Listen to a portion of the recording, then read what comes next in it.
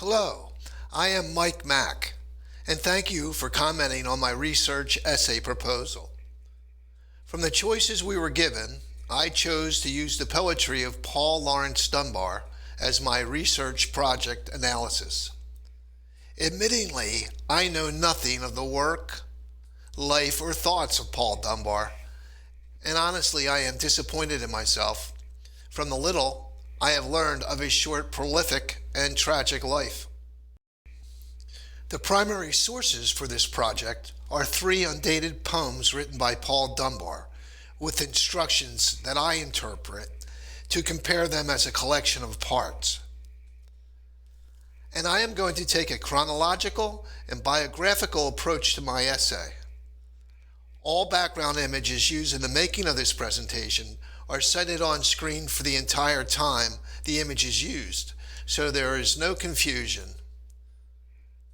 Live narrated video clips are all my property and free to use and employ by anyone, including this presentation.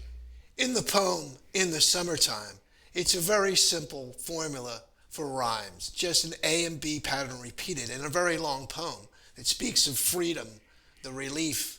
It's a personal conclusion. It's nature. In the paradox, the contrasting symbols are like an epitaph. It's very personal. There's a conclusion, and again, with a conclusion and ending, and a very strange rhyming pattern, A, B, C, B. That is unique.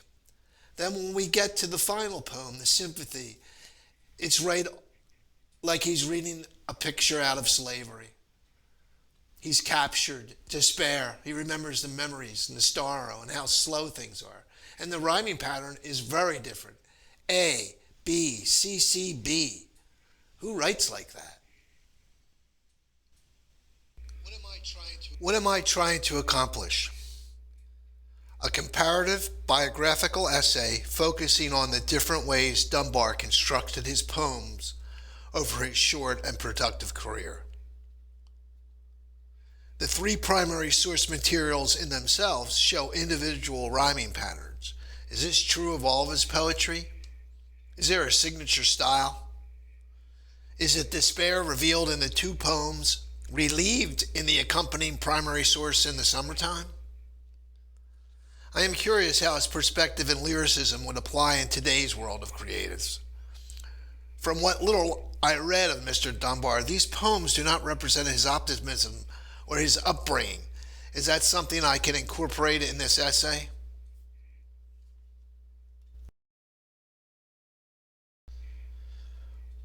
Who do I want my readers to be, and what do I want them to see, is a question I ask myself. I think people of any age who may be trying to enlighten themselves through the inspiration of the written word in poetry or songs. What's the who, what, and why would anybody want to read about Paul Laurence Dunbar?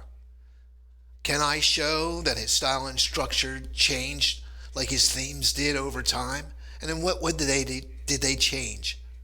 And would he be relevant today?